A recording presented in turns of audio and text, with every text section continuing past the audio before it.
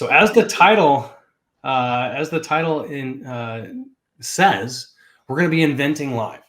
So we're going to take the first half of the show, Matt, and we're going to come up with something. We're going to invent something on the fly, on air. It's a little bit awkward. I mean, I don't know where we're going to end up. You're a creative guy, and so am I. To help us, I'm going to consult a really cool article that I found on the old internet. And I'm going to put that up here. It just so happens that our buddies over at Bold Patents put together a really cool article on the 10 steps of how to invent something. How to invent something in 10 steps. So we're going to be using that as our guide. I put the link there, how to invent. There's 10 steps. I laid it out there for all of you back in 2020, and this article's been picking up some decent traffic. I'm pulling it up right now, JD. I'm a big 10-step program guy. See, I knew it. And I know all of you are as well. So follow along with us as we explore. For those of you who are, you wouldn't even call yourself an inventor yet. And I came to this realization just this year, Matt. I felt like, I realized in my 10th year of doing this, there are potential clients out there that we can help that have inventions, but they don't think of themselves as an inventor, right? They don't think that they don't do that as a profession. They're realtors, they're janitors, they're truck drivers, they're police officers, teachers, professors, right? Engineers. And they're just doing their thing. And but they've come up with these interesting ideas. And I want to let you all know, all those people, you are inventors. Okay. And it's just whether now is the right opportunity, whether now is the right time to move forward or not. So this 10-step guide will sort of get you there. I'm looking at these 10 steps right now. Yeah. I'm loving it, man. I take it you're going to go step by step here. Let's do this together, okay? And your hip step lock. What do you call it? Lock hip lock step with me? Lock step. I mean, butchered that. Yeah. Step one, lock step. Hip to hip, lock step. We're going to end up on our face if we do that. So step one, believe in yourself. Okay, this sounds so cheesy. No, this is the Ted Lasso step, man. Believe. And you've got the mustache. I mean, my gosh. I know. Step one.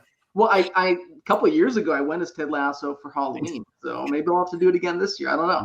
You really got a good one. It's really starting to build in. Thank you. I'm a ways out. So it is true. As someone who wants to get the creative juices flowing, if you're in a funk, if you're just bothered, upset, have other things going on in your life that are dragging you down, you're not going to be in that creative state. It's going to be very challenging to try to come up with this solution. And so you've got to find a way, even schedule time in your calendar, perhaps block out some time. So you know what, for just 15 minutes, I'm going to block everything out. I'm going to be in flow, and I'm going to try to think about solving this problem. I'm going to believe myself. I'm going to have confidence. I will carve this time out, even if it's 10 minutes, right? On my commute, I'm going to put all my brain power towards something, and that'll kind of give you that peace of mind. Your mind will get ready, and you're going to believe in yourself and say, you know what, I can handle it. This is one step. And just kind of get out of that, maybe that rut that you're in. And just know that you're a capable person and you can get there. So that's step one, mindset, right? Just kind of getting prepared, filling yourself up with, positivity. Step number two, pay attention. So we're going to pay attention right now to some of the problems in everyday life. So let's take a minute or two and some ramble off, maybe some problems you came up with that hit you over the head today, Matt. Do you have anything in mind? I'm going to kind of go through those as well. Wow. Just throw me on the spotlight. You think and I'll think I came up with today. What are some problems that I noticed today? I couldn't find my nail clipper earlier. That's because your children have it. There was that. It was so funny because my wife, this is the tangent, but I was like, we're going through this thing now where we're not solving each other's problems right away. So I'm like, I can't find the nail clipper. She's like, oh, that's too bad. I'm like, and then 10 minutes, I can't find the nail clipper. She's like, you haven't asked me where it is. So anyway, she played that game. Finally, he's like, hey, babe, do you know where the nail clipper is? So that's one problem. Anything else for you? We couldn't find the kids this morning. It was really, I'm just rambling here. Yeah, I'm trying to think. I can't think of anything off my head, JB. That's okay. That's okay. This is it. We have to be confident. We live in a perfect world with no problems. And this is actually really cool. We're in this moment now of let's have some silence. Let's have some excruciating silence. Let's just do a full, actual 30-second silent contemplation. I got it. That was 2 seconds. That was not even a second. I got a problem, and I could use some real help brainstorming some solutions. Well, we have 9 more steps to go. Please, okay. Lay down. Here's my problem. I have this laundry pile, and I wash it, and I dry it, and then somehow it has to get folded. Boom. Okay. So I love this. This is probably a 99% of people type problem. Now, my wife and I are leaving for a wedding this weekend. My mother-in-law just came into town last night. She's doing that. She's handling the laundry. She's amazing. She's a saint. Right. Not everybody has the luxury of having a mother-in-law come in and just fold your laundry. So let's unpack that a little bit. Okay, it's an everyday problem. Hey, I can throw stuff in the laundry. Hey, that's not too bad. I'm really good at it. Washing machine, dryer. Okay. Easy. Actually, this is so good. Okay, so let's go on to step 3, right? This is an everyday type of a problem. How do you get those clothes folded or at least into drawers or somehow, out of the pile? Yeah. How do we avoid the pile and the masses that just ends up on beds and couches? I'm going to need some sort of machine. Okay, so step 3, mapping it out. Let's map it out. So this is kind of the general concept of, well, what's the process? And we kind of did that real quickly, but this is part of the process that, so map out the solution. So now that we have identified the problem, which is, what I'm picturing is that mound of clothes that I constantly have to pick up and move to sit down on my recliner. What's a solution? So mother-in-law. Okay. So we're starting to map out. We're coming with some solutions. We have, you can bag it up and send it off to laundry service. Laundry service. Have you done anything like that before? Yeah.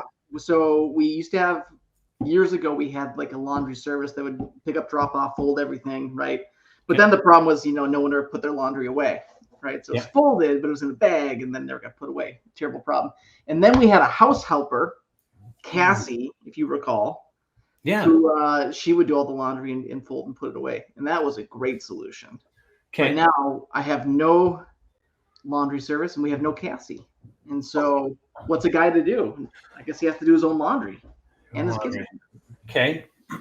Well, for me, I am not picky. Like a shirt like this, I will wear this once a week for this show right now.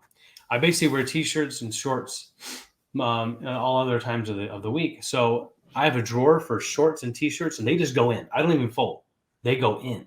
Yep. Underwear, socks, boom, no fold, straight in. Well, you at least do the socks though, right? You get the underwear the right side out, and then you put the socks together so they match. My wife does that. She did that for me. I said, I don't need them paired. Just absolutely shove them in inside out. I don't care. But that's a level of comfort that not everybody is good with. And then workout clothes are the bottom drawer, just mixed workout clothes. Yep. But for the kids, that has been the biggest issue. Kids' clothes are small. And they go through. They go through. I don't know about you. My kids, they're like, Lady Gaga. They have like wardrobe changes every day. Yeah. And there's we have 2 girls and a boy. Hamilton's 5, Emma's 7, Stella's 8. So they're very close. The girls especially, I can't tell them apart. Right. So what my wife did recently, she actually had a shelving unit put in right next to the washer dryer and a basket, empty baskets. And so instead of trying to fold clothes, we just sort them first. So we pull them out of the dryer and it's just sorting. Hamilton's, Emma's, Stella's, Hamilton's, and then there's my and I's. So just you guys mix the laundry together. So we're doing the laundry together. Maybe that. See, now we don't commingle the laundry. It's my wife together, and then we have each girl has their own separate laundry bin. So you actually do separate laundry loads? Okay, wow, holy smokes. Well, we have different strokes. I mean, so there's different levels of problems. Yeah, so we got a dryer full of all 5 of our clothes. Ooh, So that's why that would drive me nutty. okay, so your problem is maybe a little more simplified. Is Matt Colseth's pile of clean laundry. Yep. Problem is not having enough time or an interest to fold it and get into the shores and onto the hangers. Yep. That's it. Real tough, man. I think I need a robot. Yeah, that seems too easy, but that is a potential solution. Okay, one more potential would be old school air dry. Okay, so it comes out of the washer and it just goes onto a hanger into a closet that is constantly being buffeted with warm air. I like it. So let's make, you know what? We can make my closet a washing machine. Okay. Now this is it. This actually could be somewhat interesting. So the closet becomes sort of like the sauna type environment where there's wooden walls. Double as a sauna. It would, of course, double. That was I'm getting there. Okay. So the whole room has a nice drain at the bottom. Yep. It is a sauna. And instead of washing clothes, it sterilizes and then dries. So there's no actual soap involved. Genius. Unless you're outside really getting dirt, but for the most part, it's just perspiration and it's a little wrinkle. So now you've got complete you've got a potential green invention here. You've got a water savings, electricity. What if I just throw my dirty clothes in the shower, and the shower washes them, and then they go in your sauna? Yeah. Maybe we need a process patent too. I think there does have to be some water and soap involved. Let's say that's true. So, but I'm stuck on the sauna. So it's the same box because I want it to be one room dedicated to this cleaning and drying process. Yep. We would have to have some way of removing the clothes and converting that into an actual functioning sauna. And then at certain times of the year, you could be like a salmon smoker. It's like you could have some salmon hanging. I like it. Okay. I can just, dry my venison back there. Okay, so we've mapped out our solution. Evaluate value versus effort. Okay, step 4. That is a huge endeavor, I think. Okay, no, I'm picturing this closet. It's the sauna. It's the washing, drying sauna closet. Okay, and I'm going to block out the salmon image, but. Well, maybe you know what? I'd be up for a steam shower. So maybe my steam shower can also double as. Oh, good! Really, really good. Really good. All right, so we got a steam room sauna. It's a steam room sauna shower. We're bundling a bit. Yep. That's an incredible environment. To fully drain and make sure there's not going to be mold, right? And so the construction, I think, is interesting. Let's say ballpark 20 grand to prototype something like that. 15 to 20 grand, fully convert it. I think it's nothing necessarily unique about the machinery. Actual technical problem. It's just a matter of bringing those things all together. But there probably would be certainly some design, some integration issues where you got wet and electricity coming together. Yep. So that's a decent amount of effort, okay, to prototype, put that together. And let's look at the value. The value you're saving is what? Decreased, no need for washer dryer. Yep. Marital happiness. You've now got a clean couch. You've got a sofa. You get your sofa back. You get, I get my kitchen island back. Yes, and there's the decrease of the furrow. Right. The anti-furrow. You know how much Botox costs, right? It's expensive. Gosh. Okay, so there is quite a bit of it. We were joking a little bit, but there is some true value there. So I'm thinking there's enough value that certainly outweighs that initial outlay. Now market research. This is step 5. Again, we're going to be short on time to get through all this, but I want to cruise through these. That does need to be done. we have to make sure that, is this a Matt Kolstath problem, or is this really kind of a Pareto? 80% of people have this problem. So we need to kind of do some initial conversations with friends and family, and then go beyond and do some online research. Yeah, we got to figure out, like in other countries around the world, they don't wash their clothes as much as Americans do, right? So maybe this isn't a problem so much in Italy. Yes. I would love to find out kind of a sub-research project, how many saunas are out there that are unused.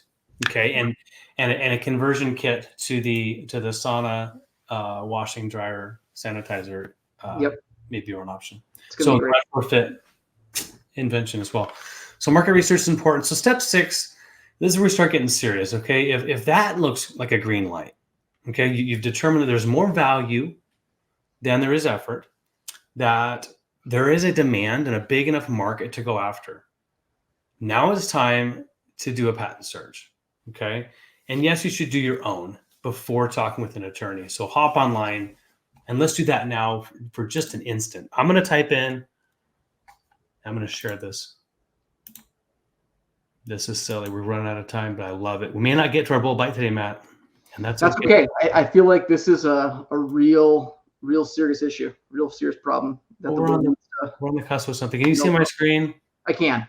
And this is it. I had Legacy Shave ready to go. Okay, so this is sauna, washer, dryer. Okay, just going sauna, washer, dryer, sauna, laundry room ideas. Let's see. On Pinterest. Okay. Oh, I'm forgetting naked. Ooh, so there's a shower attached to a sauna, which is cool. I mean, let's take a quick look. Oh man, this is uncharted territory. But yeah, I'm just looking at my images here. I don't see, again, every single one of these pictures, I am seeing a washer and a dryer. Okay, so that tells me that's a good sign in general, because they're sort of still using that old, ancient technology of a washer dryer. We're talking cutting edge. Yep. Washing the room. Okay. Yeah. Washing. Yep. It's gonna have lasers too. Well, I don't know.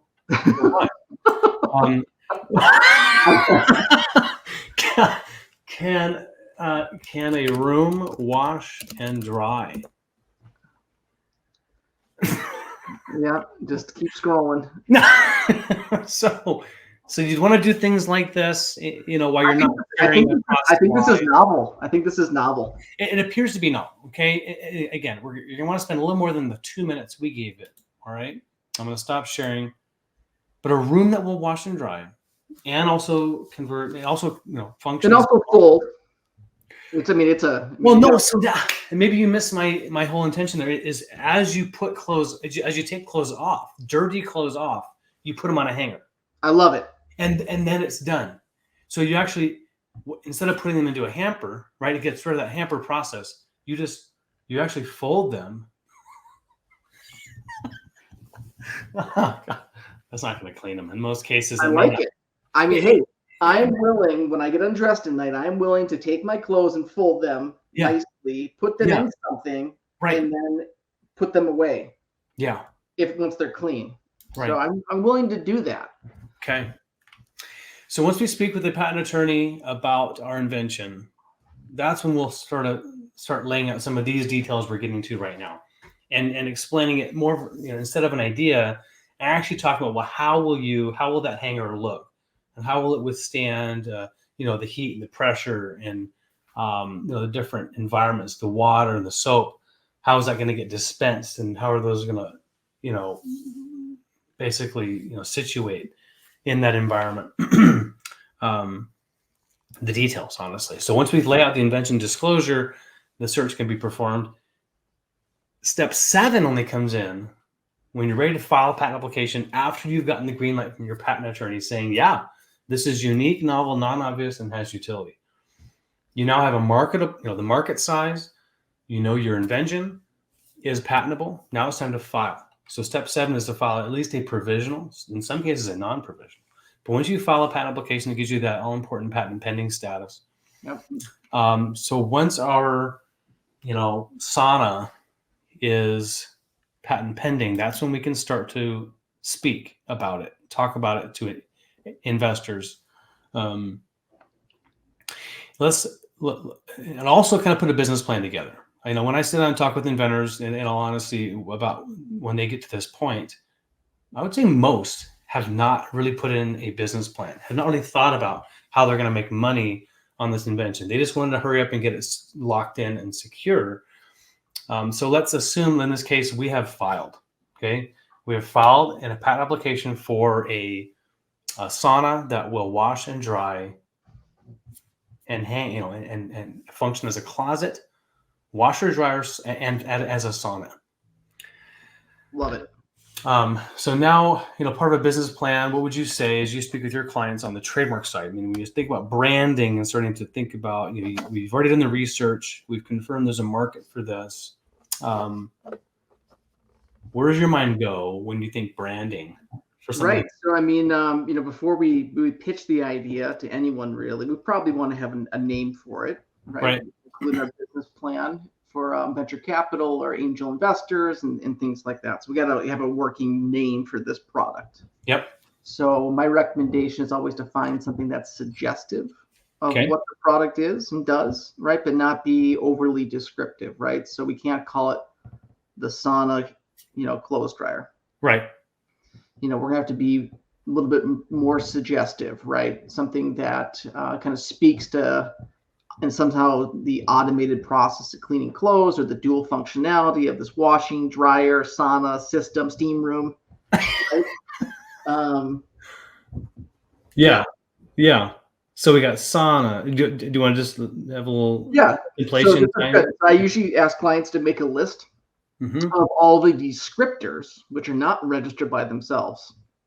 Okay. So sauna, steam room, clean, sauna clean, clothesline, hamper. Oh yeah. You write all those kinds of names down. Anything that kind of comes to mind when you think about doing laundry, right? And then what I would do is probably start figuring out a way to combine maybe multiple words and do a new word, right? So can we do? So can we play on clothesline, or can we, something with laundry? Yeah. Right. So we kind of plan the words, combine them, get out the Scrabble board, start working on names that are probably unique, meaning you coined them, right? But they kind of mean something. If people hear them, they kind of know that has to do with laundry or electronics or automation or lasers or whatever, right? Yeah. Another way to do it too is that, you can with just a suggestive trademark for something like this. So when you think of like things that have to do with laundry, right? You could call this thing clothesline. Clothesline. Terrible name for it, but it's not actually a clothesline, but it has to do with washing clothes. I like it. Okay, clothesline. What about something like, I like using the word, kind of get, the sauna aspect of it. Hot laundry, or hot. Sure. Yeah. Hot load, hot wash. No. Clothes, easy wash and dry. Oh boy. Yeah. See, this is where, it can get kind of challenging, and it mostly takes time to, make the list and try to think of something. Or you can ask your friendly neighborhood trademark attorney to run a search for you of previously registered trademarks for washing machines. Right. And that can kind of help get the creative juices flowing. Okay. That's something. If I have clients who are really stuck trying to find a name for the product or service, right, I'll just typically pull a search report of the, maybe the latest 200 trademarks that registered in their category, right? And then they can see it and they can kind of, get an idea of what's registerable and what people are using out there in the marketplace. Okay. If you guys are out there watching and you have any suggestions, throw them out. What about laundry box? Yeah. Laundry box. Yeah. I mean, sure. That could certainly potentially work. Conceptually, it seems registerable to me. Okay. Yeah. Or, we could call it something butler, right? Apparel butler or Yeah, maybe something catchier than that. But Yeah. yeah, what's slang for clothes, right? Duds? Yeah, Duds? or sud dubs, or something like that. Sud Duds? Sud dubs. Sub. I Wow. Good, know. good, good. Good, I have good. I have a headache today. That's why I'm not very creative. Suds and Duds. No, you're great. Suds and Duds. Perfect. Yeah, it's gonna work with that. So, and then, but what's important after you get your application filed, okay, especially a provisional, you have up to 1 year before the non-provisional is due. This is the time to prototype, test, and build, verify that the Suds and Duds is going to do what you said it's going to do. Can you actually does it actually make sense to put it all together, right? Or is the sauna aspect really going to be too much? And the thing is really actually going to be more dedicated to cleaning the laundry. And the sauna part was really just too far fetched. And maybe you can cut out a lot of cost and not have to deal with, removing the clothes to get enough ventilation and heat. So now it's just a box that you'll hang. It turns a closet that also doubles as a washer dryer. So as you start to build it out, right, you get with an engineer, maybe a mechanical person, if you're not necessarily in that, industry or have that background, you bring them into it and do so with an NDA, have a contract in place with any third parties that you really get into the weeds with and start doing what I just said, right? Kind of narrowing in on what it is that's truly going to go to market, because there could be some co-invention there. There may be some trade secret information, some processes that come up about how to actually make, that environment be both one that cleanses and actually gets to a temperature that will dry the clothes. So, so once you get the application file, the non-provisional file, that's when the examination will happen. There's a lot of the back and forth with the examiners at the patent office. There could be a lot of office actions to overcome, but you might get all the way to the finish line and get your patent granted. And end up in Shark Tank, pitching the Suds and Duds closet. So thank you all for hanging in there with Matt and I as we invented and branded that. So it truly, that may be something, right? There may actually be something there, in just 30 minutes. I think it's a real problem. I don't know most folks who wouldn't take some sort of machine that automatically did your laundry and folded it and hung out for you. But yeah. I mean, I know that there are machines that kind of do this, but not like us. They don't do functionality. They don't double the steam room, sauna.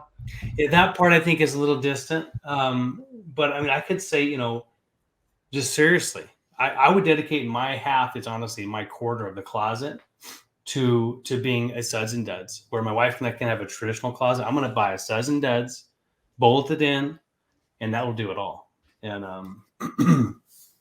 yeah, I mean, I like it, man. So like, what if you had like a hanger system like the Suds and Duds, and you hang it up, right? You put your socks on the mannequin dummy, the pants, underwear, whatever, right? And you close the door. Yes, you do. Washes it, right? And next time you open it, they're clean, or they just stay in the closet, right? And you open it up, put the next dirty set of clothes on. Here we go, Yugoslav. What about a net for socks? Perfect. See, you don't need to go with heavy metals and just keep it light or ergonomic, and you won't lose your socks. Yeah. Well, end of our program here, Yugoslav. Thank you for joining in. I really appreciate your comment. We invented something on air. If you guys missed it, you're going to go back, check our channel at Bold Patents on YouTube. We're here every Wednesday. Not always doing this live invention. We're usually doing interviews and doing a Bold Bite. We'll save that one for next time. But for Matt, myself, and Bold Patents, we wish you guys a wonderful week ahead. We'll see you next week. Go big, go bold.